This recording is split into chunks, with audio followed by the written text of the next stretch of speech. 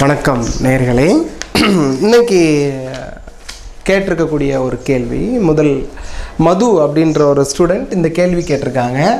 இந்த ஃபோன், அதாவது குட் அப்படின்னா முடிந்ததுன்னு தானே சார் அர்த்தம்? இப்படி தான் நம்ம படிச்சிருக்கிறோம். கேனுக்கு அர்த்தம் முடியும், குட்டுக்கு அர்த்தம் முடிந்தது, மேக்கு அர்த்தம் லாம், மைட்டுக்கு அர்த்தம் அப்படி ஷுட்டு வேண்டும். அப்படி இந்த ஸ்ட்ரக்சர் வேர்ட்ஸுக்கு தமிழ் மீனிங் எடுத்து தான் நம்ம படிச்சுட்டு இருக்கிறோம்.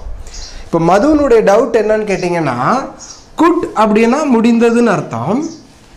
சரி, correct. They could play well. இதில் சென்டென்ஸ் அவங்க சொன்னது வந்து they had practised well, so they could play well. அவர்கள் நன்றாக பயிற்சி செய்திருந்தார்கள், ஆகையால் அவர்களால் நன்றாக விளையாட முடிந்தது. They could play well. இந்த இடத்துல குட்டுக்கு வந்து முடிந்ததுன்ற மீனிங் தான் வருது. சரி, ஓகே, முடிந்தது. அப்போ இந்த இடத்துல could I speak to the manager please? could I speak to the manager please? அப்படின்னா நான் மேனேஜர் கிட்ட பேச முடியுமா, பேசலாமான்னு அர்த்தமா, முடிந்ததுன்ற மீனிங் இதில் பொருந்த மாட்டேன்றத சார், அது எப்படி நம்ம குட்டுக்கு முடிந்ததுன்னு மீனிங் எடுக்கிறது அப்படின்னு கேள்வி கேட்டிருக்காங்க. பாருங்க, இந்த இடத்துல குட்க்கு வந்து முடிந்ததுன்ற மீனிங் தெளிவாக வருது. இந்த இடத்துல வந்து நான் could I speak to the manager pleaseனா ஒரு ரெக்வஸ்ட். நான் மேனேஜர் சார்கிட்ட பேசலாமா, பேசலாங்களா, பேச முடியுங்களா, மேனேஜர் கூப்பிட முடியுங்களா, அந்த மாதிரியான could I speak to the manager please. இந்த இடத்துல முடிந்ததுன்ற தமிழ் அர்த்தம் இதில் பொருந்த மாட்டேன்றத சார் ஏன் அப்படின்னு கேள்வி கேட்டிருந்தாங்க. இதை நான் போர்டில் போட்டு சொல்லித்தரேன்னு சொல்லியிருந்தேன். பாருங்க, இந்த மாதிரி இங்கிலீஷில் இருக்கக்கூடிய ஸ்ட்ரக்சர் வேர்ட்ஸ், அதாவது do, did, does, am, is, are, was, were, will be, have, has, had, can, could, may, might, shall, should, could, should have, could have, may have, might have, இந்த மாதிரி ஸ்ட்ரக்சர் வேர்ட்ஸ் இருக்கு இல்லையா, வாக்கியங்கள் அமைப்பதற்கு பயன்படுத்தக்கூடிய அந்த வார்த்தைகளுக்கு நீங்கள் தமிழ் மீனிங் எடுக்கக்கூடாது. எடுத்தா இப்படி குழப்பம் தான் மிஞ்சும். கூட்டுக்கு வந்து 5-6 யூசேஜ் இருக்கு, நிறைய யூசேஜ் இருக்கு. தயவு செய்து இந்த ஸ்ட்ரக்சர் வேர்ட்ஸுக்கு தமிழ் அர்த்தம் எடுக்காதீங்க. அதே மாதிரி இன்னும் பர்டிகுலர்லி இந்த ப்ரெபோசிஷன் பார்த்தீங்க அப்படின்னு, இதுதான் அப்படி வராது. ப்ரெபோசிஷன், இதனுடைய உச்சரிப்பு ப்ரெபோசிஷன், TION. இது ப்ரிப்போசிஷன். ப்ரிப்போசிஷனே நம்ம உச்சரித்து பழகிட்டோம். இதனுடைய உச்சரிப்பு ப்ரிப்போசிஷன் கிடையாது, இதனுடைய உச்சரிப்பு ப்ரெபோசிஷன். ப்ரெபோசிஷன் ப்ரெபோசிஷன் அதுக்கு எப்படின்னா மக்கள் எப்படி மீனிங் எடுக்கிறாங்க அப்படின்னா, நான் படித்ததும் அப்படிதான். அற்றுக்கு அர்த்தம் இல், ஆண்க்கு அர்த்தம் மேல் அல்லது மீது, ஃப்ரம்னா இருந்து, வித்துனா உடன், வித்தவுட்னா இன்றி, இப்படி தமிழ் மீனிங் நம்ம ஃபிக்ஸ் ஆகிக்கிறோம் இந்த மாதிரி வார்த்தைகளுக்கு. அப்படி இப்படி தமிழ் மீனிங்கோட படித்தோம் அப்படின்னா கண்டிப்பாக கன்ஃபியூஷன் வரும். இப்போ ஆண்க்கு மேலே ஒரு ஸ்பான்டேனியஸ் எக்ஸாம்பிள், இந்த ஆண்க்கு நம்ம மேல் அர்த்தம் அப்படின்னு நம்ம படிச்சிடுறோம், நம்ம பிள்ளைங்களுக்கு சொல்லி கொடுத்துட்றோம். ஆண்னா மேல், இன்னா இல், அற்றுனா இல், இப்படின்னு தமிழ் அர்த்தம் இதுக்கு சொல்லி கொடுத்துட்றோம். அவன் இப்படி தான் கேள்வி, மது மாதிரி தான் அவன் கேள்வி கேட்பான். பாருங்க, இப்போ நான் இப்போ சொல்கிறேனே, the camera is on the stand. The camera is on the stand. Camera ஸ்டாண்டின் மேல் அல்லது மீது இருக்கிறது, அர்த்தம் பொருந்தது. ஓகே, இன்னொரு எக்ஸாம்பிள் பார்க்கலாம். The book is on the table. இதை அழிச்சிடுறேன். இப்படி வராது மது, குட்டுக்கு வந்து முடிந்ததுன்ற மீனிங் நீங்கள் எடுக்காதீங்க. இது எக்ஸாம்பிள், இப்போ 2-3 இது கேட்டது நல்லதாக போச்சு. இப்போ சொல்கிறேன். The book is on the table. The book is on the table. புத்தகம் மேஜையின் மேல் அல்லது மீது இருக்கிறது. ஆண் அர்த்தம் இந்த இடத்துல கரெக்டாக வருது பாருங்க, மேல் அல்லது மீது. சரி, இங்கே நம்ம ஆள் ஃபிக்ஸ் ஆகிக்கிறான், ஆண்னா மேல். Okay, right. சரி, இப்போ நான் ஒரு சென்டென்ஸ் சொல்கிறேன். I'll meet you. I will meet you on Monday. Monday. I'll meet you on Monday. I'll meet you on Monday. அப்போ இங்கே ஆண்னா இவன் என்னென்ன அர்த்தம் நினச்சி வச்சுட்டு இருக்கிறான், ஆண்னா மேல். I'll meet you on Monday என்ன கேமராமேன் சொல்லுங்க இதனுடைய தமிழ் அர்த்தம். ஆண்க்கு அர்த்தம் என்ன, மேல் அல்லது மீது. அப்போ நான் மண்டேக்கு மேலே மீட் பண்ணுவேன்னு அர்த்தம். நான் திங்கட்கிழமை அன்று உன்னை சந்திப்பேன் அப்படின்னு தானே இதுக்கு மீனிங். இங்கே பாருங்க, ஆண்க்கு நீங்கள் மேலேன்னு அர்த்தம் எடுத்துங்க அப்படிங்கன்னா I'll meet you on Monday, நான் மண்டைக்கு மேல், மண்டையின் மீது சந்திப்பேன் இது எப்படி தப்பாக தானே வருது? அட்டுக்கு இல்லைன்ற மீனிங் எடுத்துடலாம். அட்டுக்கு என்ன மீனிங் எடுத்துடுறோம் நம்ம? இல். அட்டுன்னா இல் தான் வரும். I studied at government school. நான் அரசு உயர்நிலை பள்ளியில் படித்தேன். Okay right. அட்டுக்கு மீனிங் இல். ஓகே, இப்போ சொல்கிறேன். I'll meet you at 5 o'clock. I will meet you at 5 o'clock. 5 of the clock. ஏற்கனவே இது வேற ஒரு ப்ரோக்ராமில் எக்ஸ்பிளைன் பண்ணியிருந்தேன். அப்போ நான் உன்னை 5 மணிக்கு சந்திப்பேன் அப்படின்னு அர்த்தம். நான் 5 மணியில் சந்திப்பேன்னு அர்த்தம். அட்டுக்கு மட்டும் அட்வான்ஸ் லேர்னர்ஸ் டிக்ஷனரியில் 18 மீனிங் 18 இடத்துல யூஸ் பண்ணுறது கொடுத்துருக்குறாங்க அட்வான்ஸ் லேர்னர்ஸ் டிக்ஷனரியில். இதுக்கு நம்ம ஒரே ஒரு தமிழ் அர்த்தத்தோடு நம்ம ஃபிக்ஸ் ஆகிக்கிட்டோம் அப்படின்னா நிறைய சந்தேகங்கள் வரும், கண்டிப்பாக குழப்பம் வரும். தமிழுக்காக உருவாக்கப்பட்ட மொழி அல்ல ஆங்கிலம். புரியுதுங்களா இல்லையா? ஸோ இந்த ஸ்ட்ரக்சர் வேர்ட்ஸுக்கு தயவு செய்து இதுதான் தமிழ் மீனிங் ஃபிக்ஸ் ஆகிக்காதீங்க. ஒரு 75% கரெக்டாக வரும், பட் 25% கன்ஃபியூஷன், மதுக்கு கன்ஃபியூஷன் வந்த மாதிரி வந்துட்டே இருக்கும். அது மாதிரி மேய்க்கு லாம்னு மீனிங் இப்போவும் அப்படி தாங்க சொல்லி தர்றாங்க. மேய்க்கு அர்த்தம் என்ன? லாம். இப்போ பாருங்க, இன்னும் இது கொஞ்சம் விபரீதமான எக்ஸாம்பிளாகவே இருக்கும் பாருங்க. மேய்க்கு அர்த்தம் நம்ம லாம்னு எடுக்கிறோன்னு வைங்களேன், இந்த ஒரு மீனிங் தான் சொல்லுது. மே லாம் என்ற பொருளில் மே பயன்படுத்துக. Right, okay. They may come. They may come. அவர்கள் வரலாம். மேக்கு அர்த்தம் என்ன? லாம். Okay. She may dance. She may dance. Dance இல்லாது. She may dance. அவள் ஆடலாம். Okay. May I come in? May I go? நான் போகலாமா? May I go? May I go? May I come in? நான் வரலாமா? நான் போகலாமா? இந்த இடத்துல லாம் அதே மீனிங்ல தான் வருது. ஓகே, சரி. இந்த எல்லா இடத்துலையும் மேய்க்கு லாம்னு மீனிங் எடுத்தோம் அப்படின்னா, இப்போ நான் ஒன்று சொல்கிறேன், இதை நீங்கள் தமிழில் டிரான்ஸ்லேட் பண்ணணும். எனக்கு இங்கே வேறு யாரும் இல்லை. கேமராமேன்ட்ட கேட்போம், அவரை விட்டால் எனக்கு வேறு ஆள் இல்லை, அவரை விட்டால் எனக்கும் வேறு ஆள் இல்லை, என்னை விட்டால் அவருக்கும் வேறு ஆள் இல்லை. ஓகே, பாருங்க. இப்போ may God bless you. May God bless you. சரி, இதை எனக்கு தமிழில் டிரான்ஸ்லேட் பண்ணி சொல்லுங்கள் கேமராமேன். மேக்கு அர்த்தம் என்ன நீங்கள் என்னென்னு படிச்சிருக்கிறீங்க? லாம். அப்போ கடவுள் உன்னை ஆசீர்வதிக்கலாம். இப்படி சொல்லுவீங்களா? கடவுள் உன்னை ஆசீர்வதிக்கலாம், ஆசீர்வதிக்காமலும் போகலாம். மேக்கு அர்த்தம் லாம்னு எடுத்தால் இங்கே கன்ஃபியூஷன் வருதா? இப்போ பாருங்கள். May you live long. May you live long. May you live long. அதாவது இதுக்கு தமிழ் அர்த்தம் என்னன்னு கேட்டிங்கன்னா, பிளஸ் பண்ணுறோம். நீ டூடி வாழ்க மகனே, மே யூ லிவ் லாங். நீ ரொம்ப நாளைக்கு நல்லா இருக்கணும். சார் இங்கிலீஷ்லாம் சொல்லி தந்தீங்க, நீங்கள் ரொம்ப நாளைக்கு மே யூ லிவ் லாங். இப்படி கை வைக்கிறதுக்கு பதிலாக இப்படி கை வச்சிங்கன்னா போச்சு. மே யூ லிவ் லாங். ஒருவேளை நீங்கள் ரொம்ப நாள் இருக்கலாம், இல்லை கொஞ்ச நாள்லேயே போயிடலாம். என்னங்க கொடுமை இது பாருங்கள். May you live long. இப்போ may you both be happy. ஒரு கப்புள்ஸ் வராங்க. May you both be happy.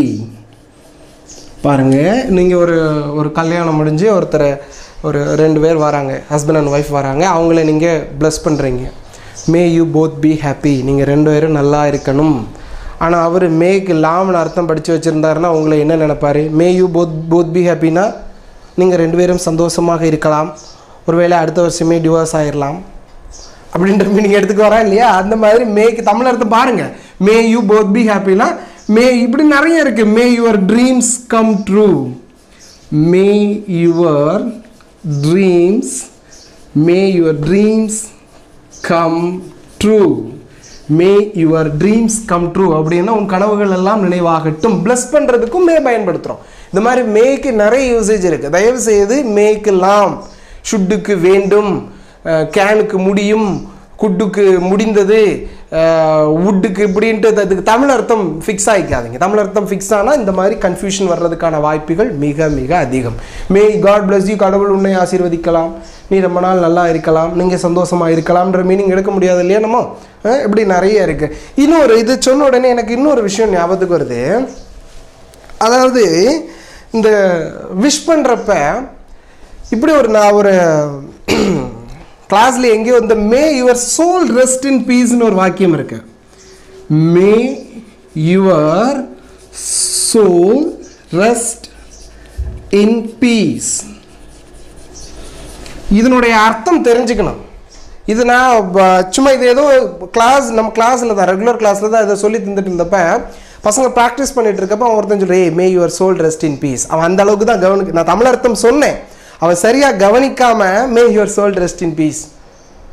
இதுக்கு தமிழ் அர்த்தம் என்ன? உன் ஆத்மா சாந்தி அடையட்டும்.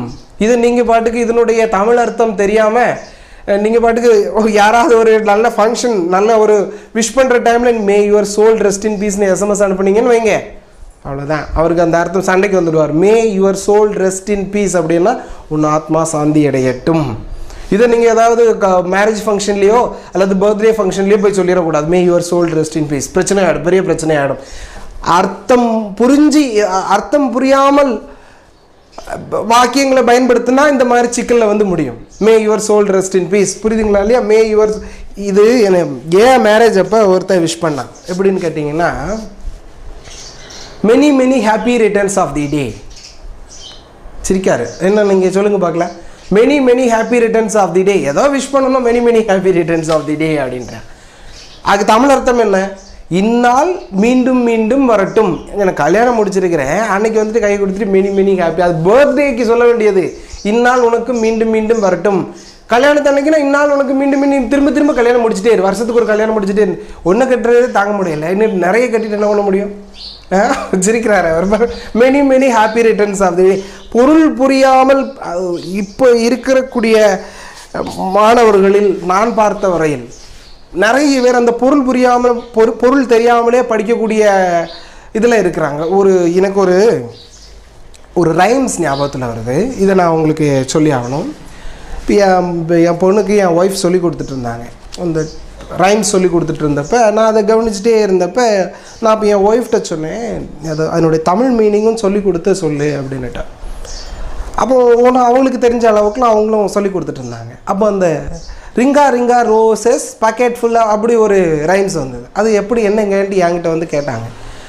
அதுக்கப்புறம் எனக்கும் அதனுடைய மீனிங் அடப்படலை. அப்புறம் நான் அந்த தேடல் இருந்துக்கிட்டே இருந்தேன் என்கிட்ட, இந்த ரிங் ஆஃப். பட் அந்த ரைம்ஸே தப்புங்க. அது இது பாருங்க, அது ரிங்கா ரோசஸ் கிடையாது, அது ring of rashes pocket full of posies. இது என்னன்னு தெரியுமா? இந்த ரைம்ஸ் வந்து ஒரு ஒப்பாரி பாடல்.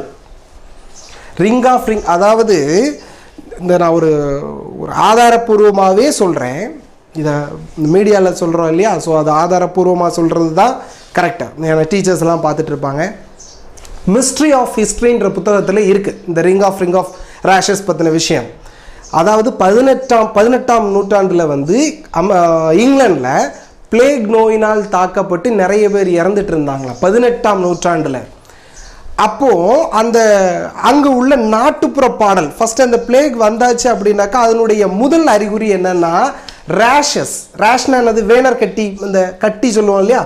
சிவப்பு கோடா சோப்பு ரவுண்டாக விழுமா, முதல் அறிகுறி சிவப்பு. ரிங்கா ரேஷஸ், ரோசஸ் கிடையாது, அது ரிங் ஆஃப் ரேஷஸ். முதல் அறிகுறி செவந்து ரவுண்டாக வருமா. ஸோ இதை தடுக்கிறதுக்காக பாக்கெட் ஃபுல் ஆஃப் போசஸ்னால் என்னென்னா நம்ம ஒரு துளசி, வேம்பு, இந்த மாதிரியான ஒரு மூலிகை. போசஸ்ன்றது ஒரு ஹெர்ப், ஒரு மூலிகை. பாக்கெட் ஃபுல் ஆஃப் இந்த நோய் வராமல் இருக்கிறதுக்காக என்ன பண்ணுவாங்க அப்படின்னாக்கா அந்த போசஸ், அந்த இதை உள்ளே வச்சுப்பாங்களா, அந்த மூலிகையை பாக்கெட்டில் வச்சுப்பாங்களாம். Pocket full of posies. அஷா புஷான்னு சொல்கிறதில்ல, அது என்ன தெரியுமா? முதல் அறிகுறி ரேஷஸ் வருது, ரெண்டாவது அவங்க வராமல் இருக்கிறதுக்காக இந்த போசஸ் வைக்கிறாங்க. அச்சம்மா, ஸ்னீசிங், அஷா புஷா, தும்மல் இரண்டாவது அறிகுறி. தும்மல் வருமா, தொடர்ந்து தும்மல் வருமா. கடைசியில் we all fall down. இங்கே நம்ம ring of roses, pocket full of posies, அஷா புஷா, we all சந்தோஷமாக படிக்கும். இது ஒரு நாட்டுப்புற ஒப்பாரி பாடல். பாருங்க, ஸோ நம்ப முடியுதா? இதை பொருள் புரியாதனால, பொருள் உணர்ந்து படிக்காதனால ஒரு ஒப்பாரி பாடலை நம்ம குழந்தைகளை பாட வச்சு ஆட வச்சு நம்ம சந்தோஷப்படுறோம். ஒரு ஒப்பாரி பாடல் பாருங்க, இது இருக்கு. அந்த மிஸ்ட்ரி ஆஃப் ஹிஸ்ட்ரி அந்த புக்கு வாங்கி பாருங்க. இதை பற்றி ஒரு வீக்லி மேகசின்லேயும் இந்த தகவல் வந்திருக்கு. அதை பார்த்து தான் எனக்கு இந்த ஐடியா கிடச்சிது. அதுக்கப்புறம் தான் அந்த புக்கை தேடினேன் நானே. மிஸ்ட்ரி ஆஃப் ஹிஸ்ட்ரி அந்த புத்தகத்தில் இருக்குது. அது ரிங்கா ரோஷஸ் இல்லை, ring of rashes, pocket full of posies, அஷா தும்மல் வந்து கடைசியில் வி ஆல் ஃபால் டவுன், கடைசியில் எல்லாம் செத்து போயிடுறாங்க. இதுதான் விஷயம். புரியுதா இல்லையா? இதை பொருள் தெரியாதனால ஒரு ஒப்பாரி பாடல், ஒரு இங்கிலாண்டில் பாடக்கூடிய ஒரு நாட்டுப்புற ஒப்பாரி பாடல் தான் இந்த ரிங் ஆஃப் ரேஷஸ். ஸோ இதனால் இது ஏதோ என்னால் முடிஞ்சது. இது கல்வியாளர்கள் கவனிக்க வேண்டிய விஷயம். இது பாருங்கள், ஒரு ஒப்பாரி பாடலை கொஞ்சம் ஷாக்கிங்காக இருக்கா இல்லையா? அவரே முழிக்கிறாரு, ஷாக்கிங்காக இருக்கா இல்லையா? ஸோ மேக்ஸிமம் குழந்தைகளுக்கு, பிகாஸ் நான் படிக்கிற காலத்தில் இருந்தது எதை படித்தாலும் அதனுடைய தமிழ் அர்த்தம் புரிஞ்சு படித்ததுனால தான் இன்றைக்கி ஓரளவுக்குன்னு இல்லை, ஓரளவு ஒரு புரிதல் இருக்குது. எதை பற்றியுமே ஒரு புரிஞ்சு படிக்கணுன்ற புரிஞ்சு படிக்கிறது தான் பயன் தரும். கல்வின்றது நம்மளுடைய லைஃப்பை சேஞ்ச் பண்ணணும். மொட்டை மனப்பாடம் பண்ணி அப்படியே உள்ளே ஸ்டஃப் பண்ணி ஏற்றி கொண்டு அப்படியே பேப்பரில் கொண்டு டெலிவர் பண்ணிவிட்டு மார்க் வாங்கிட்டு நத்திங். இப்போ வரக்கூடிய இன்டர்வியூஸ்லாம் உங்களுடைய ஐக்யூ டெஸ்ட், அந்த டெஸ்ட்லாம் வைக்கிறாங்க. வெறுமனே நிறைய மார்க் எடுத்துட்டா மட்டும் நல்ல வேலை கிடச்சிடும்னு நீங்கள் நம்பிக்கிட்டு இருந்தீங்கன்னா அதெல்லாம் கண்டிப்பாக கிடையாது. பொருள் உணர்ந்து படிக்க வேண்டும். பொருள் உணர்ந்து படிக்கலைன்னா இப்படி தான். நான் பாருங்கள், எங்கே இருந்து ரிங் ஆஃப் ரோசஸ் போய் இங்கிலாந்துக்கு போய் மிஸ்ட்ரி ஆஃப் ஹிஸ்ட்ரி புக்கை பற்றி சொல்லி எங்கெல்லாமோ சுற்றி எடுத்து வந்துட்டேன். ஓகே, ஸோ அதனால் என்ன படித்தாலும் தமிழர்த்தம் always you keep a dictionary with you. தமிழர்த்தங்கள் நிறைய தெரிஞ்சு படிங்க, அதுதான் நல்ல பலன் தரும். சரியா? சரி, நான் கண்டினியூஸாக பிரேக்கே இல்லாமல் ரொம்ப நேரமாக பேசிட்டேன்னு நினைக்கிறேன். இது பற்றின ஏதாவது டிபேட்? சார் அது எப்படி நீங்கள் சொல்கிறது? ஏன்னா புக்லேயே அப்படி தானே இருக்குது, ரிங் ஆஃப் ரோசஸ் தானே இருக்குது. நீங்கள் கேட்கலாம் அது எப்படி. அதனால தான் நான் ஒரு சான்றோடு சொல்கிறேன், இந்த புத்தகத்தில் கொடுத்துருக்குறாங்க அப்படின்னு சொல்லிட்டேன். புரியுதுங்களா இல்லையா? சரி, இனி அடுத்த கேள்வி பார்ப்போமா? கொஞ்சம் எமோஷன் ஆகிட்டேன்னு நினைக்கிறேன். சரி, அடுத்த கேள்வி பார்ப்போம். Okay. Learn spoken English through video DVDs. கடந்த 8 வருடங்களாக ஆயிரக்கணக்கான மாணவர்களுக்கு ஸ்போக்கன் இங்கிலீஷ் பயிற்சி அளித்த எமது எஸ்கே ஸ்போக்கன் இங்கிலீஷ் நிறுவனம் தற்போது வீட்டில் இருந்தே ஆங்கிலம் கற்றுக்கொள்ளும் வகையில் செல்ஃப் லேர்னிங் கோர்ஸாக 50 வீடியோ டிவிடிக்கள் 2 பகுதிகளாக வெளியிட்டிருக்கிறோம். இந்த டிவிடியில் நீங்கள் பார்ப்பது போல் போர்டில் எழுதி கற்பிக்கப்பட்டுள்ளதால் மிக எளிமையாக புரிந்து கொள்ளலாம். எங்களது 50 டிவிடிக்களில் கற்பிக்கப்பட்டுள்ள பாடங்களை பற்றிய முழுமையான விவரங்கள் அறிய www.skspokenenglish.tk என்ற இணையதள முகவரியிலோ அல்லது 9677977877 என்ற அலைபேசி எண்ணிலோ தொடர்பு கொள்ளவும். ஃபோன் மூலமாக ஆர்டர் செய்தால் உங்கள் வீட்டிற்கே டிவிடிக்கள் அனுப்பி வைக்கப்படும். For more details, contact SK Spoken English Training Center, opposite New Bus Stand, LIC Building, near Canara Bank, Valiur. Cell 9677977877.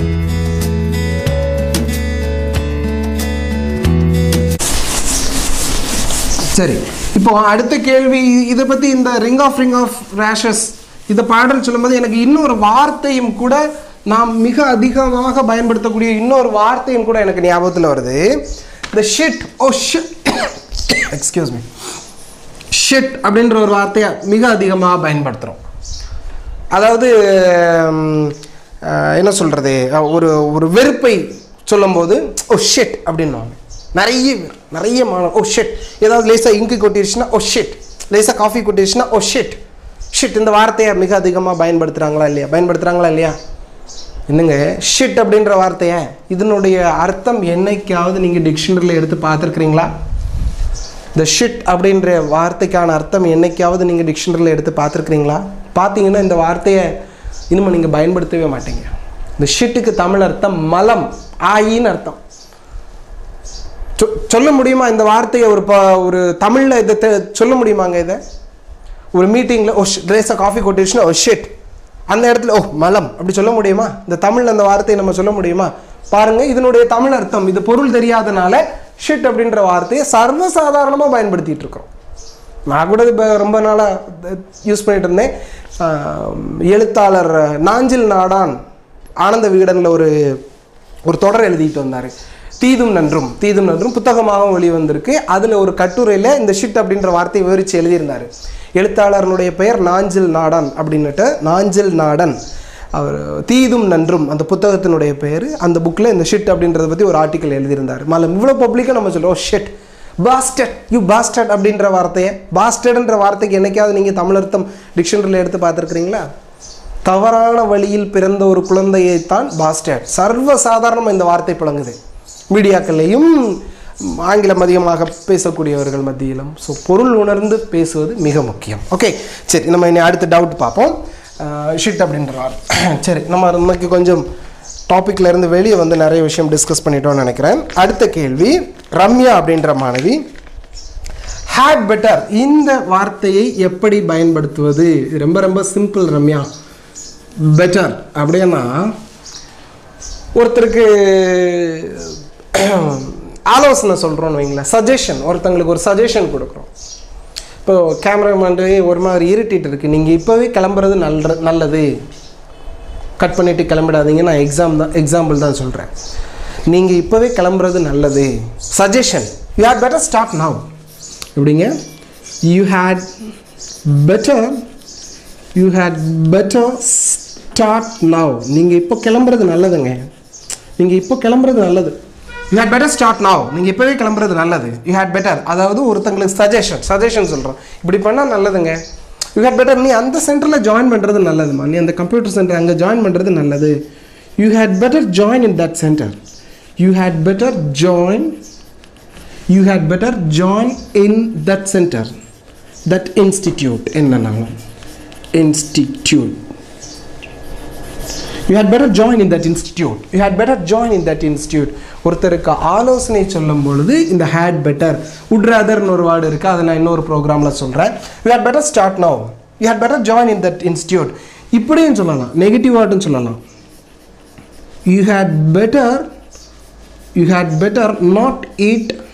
better not eat a chicken.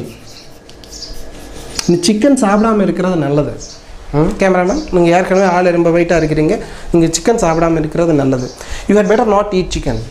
நீங்கள் அங்கே போகாமல் இருக்கிறது நல்லது. You had better not go there. புரியுதுங்களா இல்லையா? அந்த சென்ஸில் தான் இந்த ஹேட் பெட்டர். இது பேச்சு வழக்கில் அதிகமாக பயன்படுத்தக்கூடிய ஒரு வார்த்தை. அதனால தான் ரம்யாவுக்கு இந்த டவுட் வந்திருக்கு.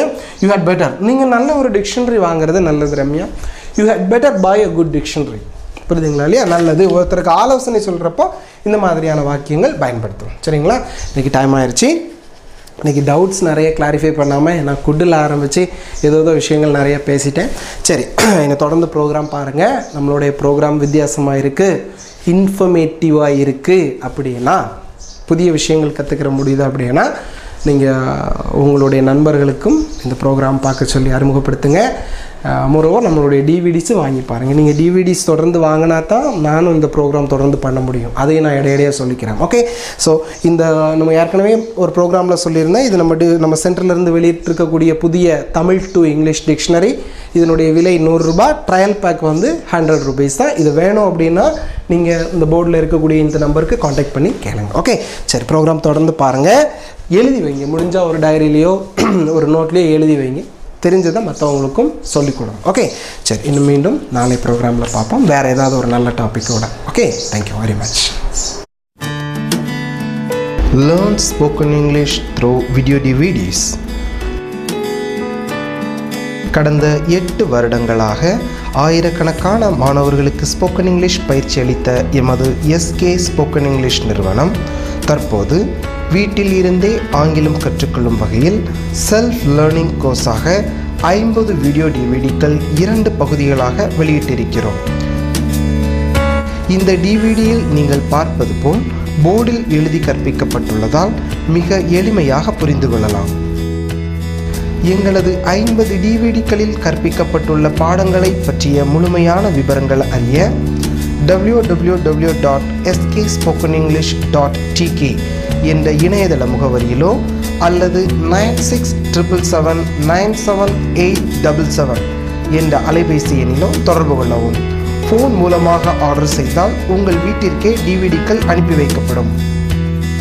For more details, contact SK Spoken English Training Center, opposite New Bus Stand, LIC building near Canara Bank, Valiur. Cell 9677797877.